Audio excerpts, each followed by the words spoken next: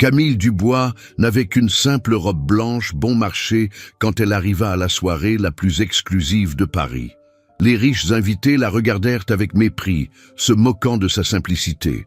Quand il commença à pleuvoir et qu'elle fut complètement trempée, ils l'humilièrent et la chassèrent comme une intruse. Mais ce que personne ne savait, c'est que ce château de 50 millions d'euros lui appartenait. Ce qui s'est passé ensuite est une leçon que ces snobs n'oublieront jamais. C'était une chaude soirée de juillet, quand Camille Dubois, 32 ans, propriétaire d'un empire immobilier d'une valeur de 500 millions d'euros, décida de mettre à l'épreuve l'humanité des personnes qui fréquentaient ces cercles sociaux. Le château qu'elle venait d'acquérir dans les Yvelines, près de Versailles, était le joyau de sa collection. 50 millions d'euros pour une demeure du XVIIIe siècle, avec des jardins à couper le souffle et une vue qui laissait sans voix. Camille avait organisé une soirée d'inauguration, invitant l'élite parisienne, entrepreneurs, politiques, influenceurs, tous ceux qui se vantaient d'appartenir à la crème de la société française. Mais elle avait un plan secret. Au lieu de se présenter comme la riche héritière qu'elle était, elle avait décidé d'arriver habillée simplement, sans bijoux coûteux, sans sa garde-robe habituelle de milliers d'euros. Elle portait une robe blanche bon marché, achetée dans un magasin du centre de Paris pour 50 €, des chaussures plates et aucun maquillage élaboré. Ses cheveux étaient rassemblés en un simple chignon, sans les coiffures de salon qu'elle arborait habituellement. Elle voulait voir comment ses soi-disant amis la traiterait s'il ne savait pas qui elle était réellement. Camille avait grandi dans une famille aisée, mais avait appris la valeur de l'argent en travaillant dur pour étendre l'empire paternel. Après la mort de ses parents, dans un accident d'avion 3 ans auparavant, elle avait tout hérité et multiplié le patrimoine grâce à son sens des affaires. Mais le succès l'avait rendue méfiante. Combien de personnes qui l'entouraient étaient de vrais amis et combien n'étaient intéressés que par son argent. Quand elle arriva au château, les invités étaient déjà tous présents. Les limousines et les Ferrari remplissaient l'allée. Des serveurs en livrée servaient du champagne Dom Pérignon et du caviar Beluga sur des plateaux d'argent. L'atmosphère était typique des fêtes de la haute société. Conversations superficielles, rires forcés et un étalage constant de richesses. Camille s'approcha du groupe principal, où elle reconnut des visages connus. Brigitte Moreau, épouse d'un industriel renommé, célèbre pour ses soirées exclusives. Philippe Leclerc, magnate des médias qui se vantait toujours de ses propriétés. Céline Martin, influenceuse de luxe avec des millions d'abonnés qui vivaient de partenariats avec des marques coûteuses. Mais au lieu des salutations chaleureuses auxquelles elle était habituée, Camille reçut des regards de perplexité et d'agacement. Brigitte la regarda de la tête aux pieds avec une expression de dégoût mal dissimulée. Philippe fit semblant de ne pas la voir, continuant sa conversation sur les yachts et les investissements. Céline l'observa avec l'air de quelqu'un qui se demande ce qu'une personne si ordinaire faisait dans une fête pareille. Personne ne la reconnut. La robe simple, l'absence de bijoux voyants et le maquillage naturel l'avaient rendue méconnaissable aux yeux habitués à juger les gens sur leur apparence extérieure. Pour eux, Camille n'était plus Camille Dubois, l'héritière millionnaire. Elle était juste une inconnue mal habillée qui s'était infiltrée dans leur fête. La soirée se poursuivait et Camille observait avec une déception croissante les comportements de ces personnes. Elle ne parlait que d'argent, d'acquisition, de combien avait coûté tel ou tel objet. Aucune conversation n'avait de substance, tout était superficiel et vide. Et surtout, personne n'avait levé le petit doigt pour l'accueillir ou la mettre à l'aise. Vers 10 heures du soir, alors que la fête battait son plein, le temps commença à changer. Des nuages sombres s'amassèrent rapidement au-dessus des Yvelines et les premiers éclairs illuminèrent le ciel. Les invités, occupés par leur bavardage futile, ne remarquèrent pas le changement météorologique imminent. Camille tentait de se joindre à une conversation près de la balustrade de la terrasse quand les premières grosses gouttes commencèrent à tomber. En quelques secondes, ce qui était un ciel étoilé se transforma en véritable déluge. La pluie torrentielle s'abattit sur le château avec une violence inattendue, prenant tout le monde par surprise. Les invités coururent immédiatement vers l'intérieur du château, cherchant refuge sous le portique élégant et dans les vastes salons. Les robes de créateurs, les coiffures parfaites et les maquillages élaborés devinrent soudain la priorité à protéger. Dans le chaos général, Camille resta en arrière, n'ayant pas la même urgence de protéger une robe à 50 €. En quelques minutes, elle fut complètement trempée. La robe blanche se colla à son corps. Ses cheveux tombèrent en gouttelettes sur ses épaules, ses chaussures se remplirent d'eau. Quand elle réussit enfin à atteindre l'abri du portique, son apparence était celle de quelqu'un qui avait pris une douche tout habillé. L'effet sur les présents fut immédiat et cruel. Au lieu de lui offrir de l'aide ou une serviette, ils commencèrent à rire et à faire des commentaires méprisants. Brigitte Moreau fut la première à exprimer la pensée générale d'une voix volontairement forte pour que tous entendent. Il parlait de comment cet inconnu avait réussi à entrer dans la fête, spéculant qu'elle s'était incrustée pour manger gratuitement et prendre quelques photos à poster sur les réseaux sociaux. Philippe Leclerc se joignit au chœur de moquerie, suggérant d'appeler la sécurité pour faire enlever cette présence embarrassante qui gâchait l'atmosphère de la soirée. Céline Martin, toujours prête à créer du contenu pour ses abonnés, commença à filmer Camille en secret avec son téléphone, imaginant déjà le post viral qu'elle publierait sur cette situation grotesque. Camille entendait chaque mot, chaque rire, chaque commentaire venimeux. C'étaient les mêmes personnes qui lui faisaient la cour une semaine auparavant, qui l'invitaient à leurs événements, qui lui demandaient des conseils d'investissement. Maintenant, elle la traitait comme une intruse, une mendiante qui ne méritait pas de respirer le même air. Mais ce qui était le plus douloureux, ce n'étaient pas les insultes directes, mais plutôt l'absence totale d'empathie humaine. Personne, pas une seule personne parmi les 50 présents, n'eut le moindre geste de solidarité. Personne ne lui offrit une veste, une serviette, ou même juste un mot gentil. Il la voyait comme un être inférieur, qui ne méritait même pas la courtoisie commune. Camille s'essuya le visage avec ses mains, faisant semblant de ne pas entendre les commentaires, mais intérieurement, elle prenait note de tout et de tous. Elle voyait la vraie nature de ces gens, leur manque total d'humanité quand ils se croyaient supérieurs à quelqu'un. Un serveur, qui connaissait pourtant Camille depuis l'époque où il travaillait pour sa famille, passa à côté d'elle sans lui accorder un regard. Apparemment, lui aussi avait été contaminé par l'attitude générale et ne voulait pas risquer d'être associé à cette pauvre mal habillée. La situation allait encore empirer quand Brigitte Moreau décida qu'il était temps de passer des paroles aux actes. Brigitte Moreau, se sentant probablement maîtresse de maison vu l'absence de Camille dans ses habits habituels, décida de prendre la situation en main.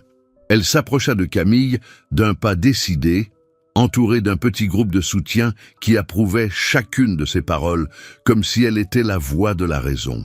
D'un ton autoritaire, Brigitte s'adressa à Camille en lui expliquant qu'il s'agissait d'une soirée privée, sur invitation seulement, pour des personnes d'un certain niveau. Elle ne savait pas comment elle avait réussi à entrer, mais il était évident qu'elle n'appartenait pas à ce milieu. La tenue simple et l'apparence trempée étaient la preuve évidente qu'elle n'avait pas la classe nécessaire pour être là. Camille la regarda en silence, dégoulinant encore de pluie, évaluant si elle devait révéler son identité ou continuer l'expérience sociale qui se révélait plus révélatrice que prévu. Elle décida de continuer, voulant voir jusqu'où pouvait aller la cruauté de ces gens. Philippe Leclerc s'avança, soutenant l'intervention de Brigitte. Il souligna à quel point la présence de cette femme était embarrassante, comment elle gâchait l'atmosphère de la soirée pour tout le monde. Selon lui, ce genre de personne ne comprenait pas la valeur de ce qu'elle voyait dans ce château. Céline Martin continuait de filmer la scène, imaginant déjà le titre du post qu'elle publierait sur les réseaux sociaux. Pour elle, c'était juste une story amusante à partager avec ses abonnés, sans même penser qu'elle humiliait publiquement un être humain. D'autres invités commencèrent à former un cercle autour de Camille, tous avec la même expression de supériorité et de dégoût. C'était comme si la présence de cette femme ordinaire contaminait leur exclusivité, souillait la pureté de leur environnement élitiste. Brigitte continua son discours, élevant encore la voix. Elle suggéra que Camille parte spontanément, avant qu'il ne soit forcé d'appeler la sécurité. Elle ne voudrait pas faire mauvaise figure, bien qu'à vrai dire, elle l'avait déjà fait. Les rires du groupe devinrent plus forts et cruels. Quelqu'un commença même à applaudir ironiquement, comme si Camille était un spectacle de divertissement pour leur soirée. La situation avait dégénéré en véritable pilori public, avec 50 personnes qui humiliaient une seule femme. Camille sentit une colère froide monter en elle, non pas tant pour l'humiliation personnelle, mais pour la révélation de la vraie nature de ces gens. Ils étaient ce qu'elle avait toujours soupçonné, des individus vides, sans valeur, capables de cruauté gratuite envers quiconque ils considéraient comme inférieur. Un jeune héritier d'une famille d'industriels, probablement ivre, s'approcha encore plus et indiqua théâtralement la sortie.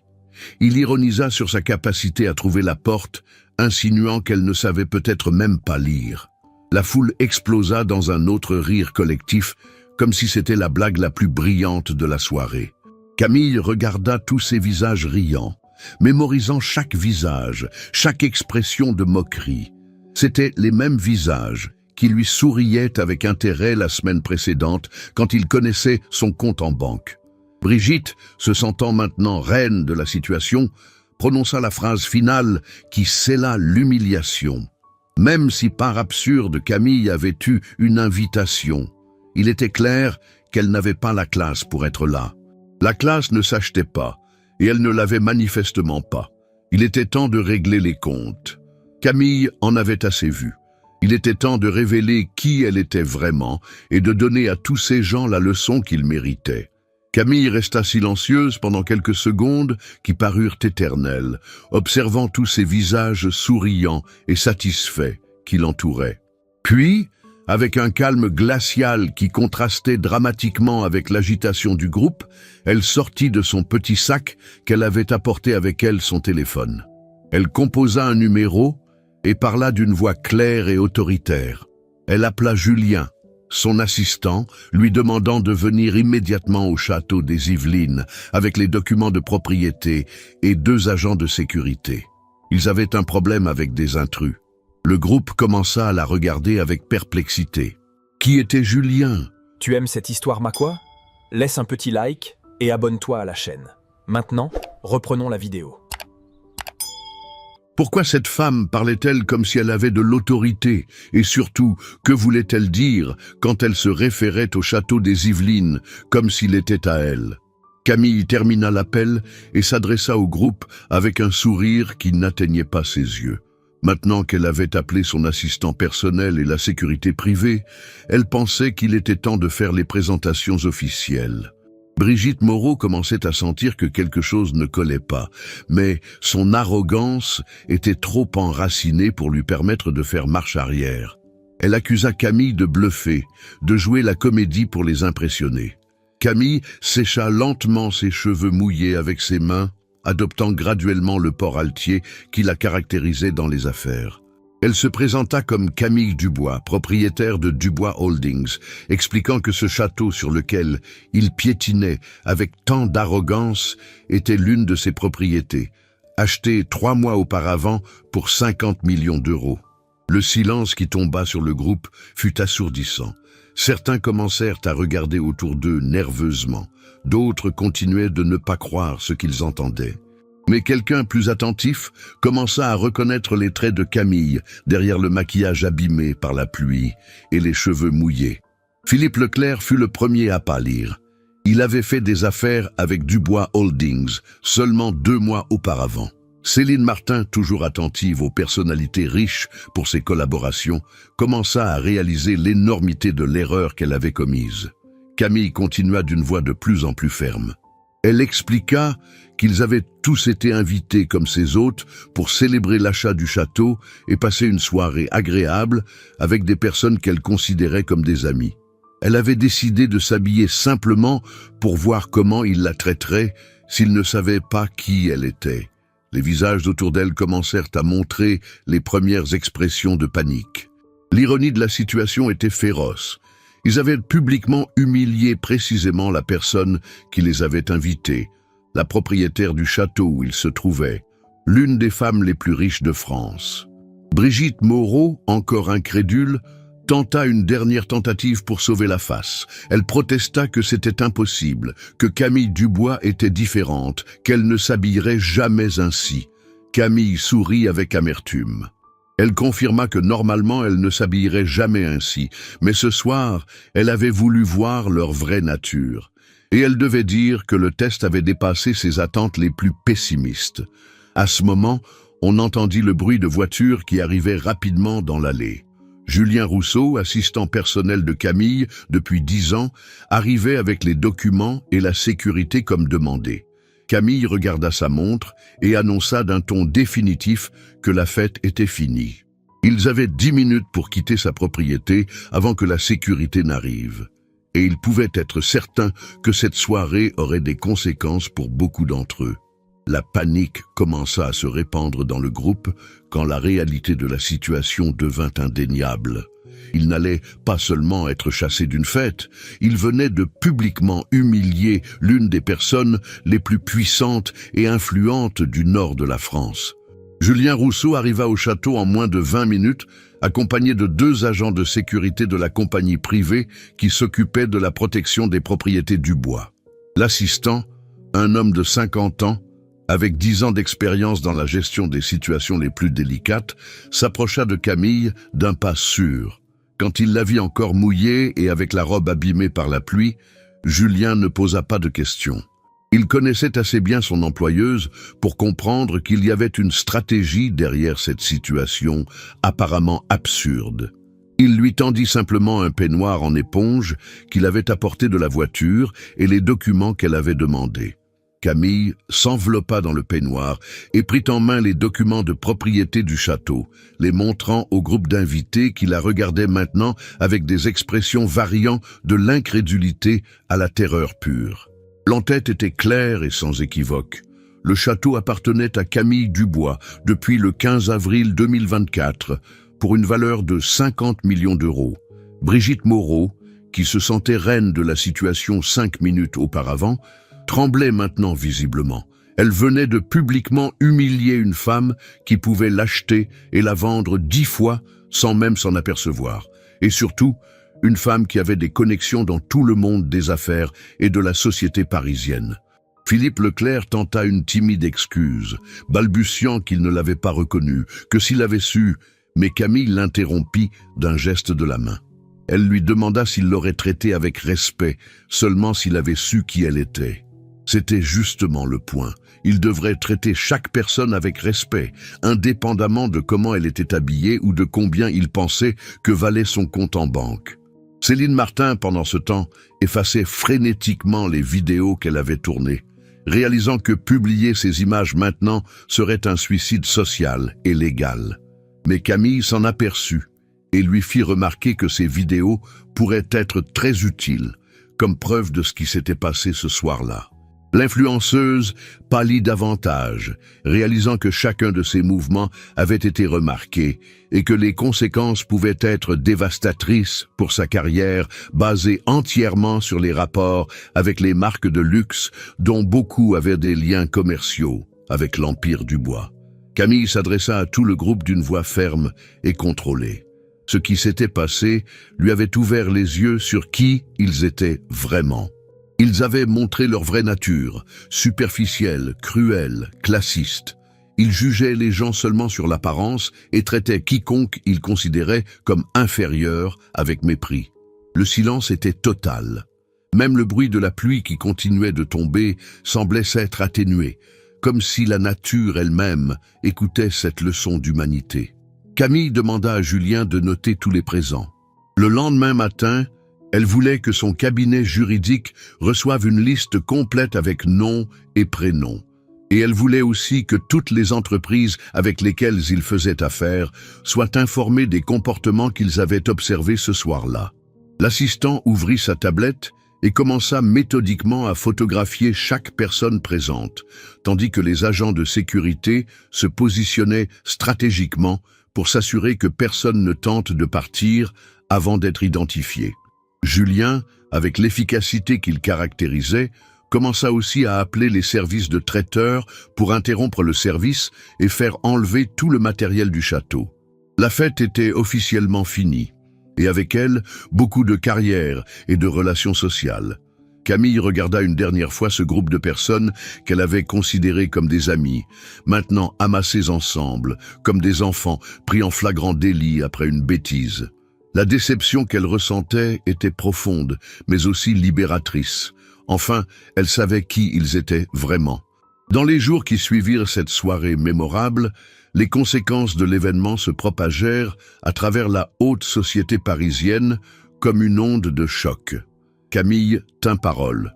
Son cabinet juridique contacta tous les participants à la fête et surtout informa stratégiquement les bonnes entreprises et institutions sur les comportements observés. Brigitte Moreau fut la première à subir les conséquences les plus sévères. Son mari industriel découvrit que plusieurs contrats avec des entreprises liées à Dubois Holdings ne seraient pas renouvelés. Mais plus dévastateur fut le fait que Camille partagea discrètement l'histoire avec d'autres dames influentes de la société parisienne et Brigitte se retrouva graduellement exclue des cercles qu'elle fréquentait depuis des années. Philippe Leclerc reçut une lettre du cabinet juridique de Dubois Holdings informant de la cessation de toutes les relations commerciales entre les deux entreprises. Mais le coup le plus dur arriva quand se répandit la nouvelle de ce qu'il avait fait, et d'autres entrepreneurs commencèrent à regarder autour d'eux. S'ils pouvaient traiter ainsi une femme apparemment sans défense, comment se comportait-il avec ses employés ou les partenaires plus faibles? Céline Martin vit son monde d'influenceuse s'effondrer en une semaine. Les marques de luxe qui la sponsorisaient commencèrent à ne pas renouveler les contrats. Et quand elle tenta de publier sur les réseaux sociaux une version édulcorée des événements pour sauver la face, Camille rendit public un communiqué de presse qui racontait la vérité complète de la soirée. Mais Camille ne s'arrêta pas aux punitions. Elle utilisa cette expérience pour créer quelque chose de positif et durable. Elle institua la Fondation Dignité Humaine, une organisation qui s'occupait d'aider les personnes en difficulté économique à s'intégrer dans la société sans subir de discrimination. La Fondation organisait des événements où des personnes de différentes extractions sociales étaient mélangées délibérément, souvent sans que les participants sachent qui étaient vraiment les autres. L'objectif était d'enseigner que la valeur d'une personne ne dépend pas de son compte en banque ou de ses vêtements. Camille commença aussi à fréquenter des milieux différents, rencontrant des personnes qui l'appréciaient pour ce qu'elle était comme personne, pas pour sa richesse. Elle découvrit des amitiés authentiques avec des artistes, des enseignants, des bénévoles, des personnes qui avaient des valeurs solides et qui regardaient au-delà des apparences. 6 mois après cette soirée, Camille organisa un nouvel événement dans le même château, mais cette fois, la liste des invités était complètement différente. Il y avait des personnes qu'elle avait rencontrées grâce au bénévolat, des artistes émergents qu'elle soutenait à travers sa fondation, des entrepreneurs éthiques qui avaient prouvé qu'ils traitaient employés et partenaires avec respect. La fête fut un succès sous tous les points de vue. L'atmosphère était chaleureuse, authentique, pleine de conversations significatives et de rires sincères. Camille se présenta cette fois dans sa tenue habituelle, mais avait appris à reconnaître immédiatement qui la voyait comme personne et qui ne voyait que son argent. Pendant la soirée, en regardant ses nouveaux amis s'amuser et converser naturellement, Camille pensa à quel point cette leçon d'humilité avait été précieuse. Elle avait perdu des personnes qu'elle croyait amies, mais avait gagné la conscience de ce qu'elle voulait vraiment dans sa vie. Julien s'approcha et lui demanda comment elle se sentait. Camille sourit, regardant la pluie qui avait recommencé à tomber doucement sur les jardins du château. Elle se sentait riche, vraiment riche pour la première fois de sa vie. Elle ne se référait pas à ses comptes en banque, à ses propriétés ou à ses investissements. Elle se référait à la vraie richesse, celle des relations authentiques, du respect mutuel, de la conscience d'avoir appris à distinguer l'or vrai de la dorure superficielle. Cette soirée d'humiliation sous la pluie était devenue le tournant qui avait transformé sa vie, lui enseignant que la vraie classe ne s'achète pas dans les boutiques de luxe, mais se construit avec l'humanité, l'empathie et le respect pour chaque être humain, indépendamment de comment il est habillé ou de combien de zéros il a sur son compte courant. Camille avait appris que la vraie élégance ne réside pas dans la robe que tu portes, mais dans la façon dont tu traites les gens quand tu penses qu'ils ne peuvent rien faire pour toi. Comme Camille a démontré que la vraie richesse est le respect humain et que l'apparence peut tromper les plus arrogants, toi aussi tu peux apprendre à ne jamais juger les gens sur leur apparence. Si cette histoire t'a fait réfléchir sur l'importance de traiter chaque personne avec dignité, mets un like et partage cette vidéo avec quelqu'un qui a besoin de se rappeler que la vraie classe ne s'achète pas. Mais surtout, ne rate pas le prochain épisode où tu découvriras une autre histoire incroyable de comment l'arrogance peut se transformer en la plus grande leçon d'humilité. Clique sur s'abonner et active la cloche pour ne rater aucune histoire qui peut changer ta façon de voir le monde. Dans la prochaine vidéo, serveuse pauvre humiliée par des clients riches, mais ils ne savent pas qu'elle est la fille du propriétaire. Une histoire qui vous laissera sans voix.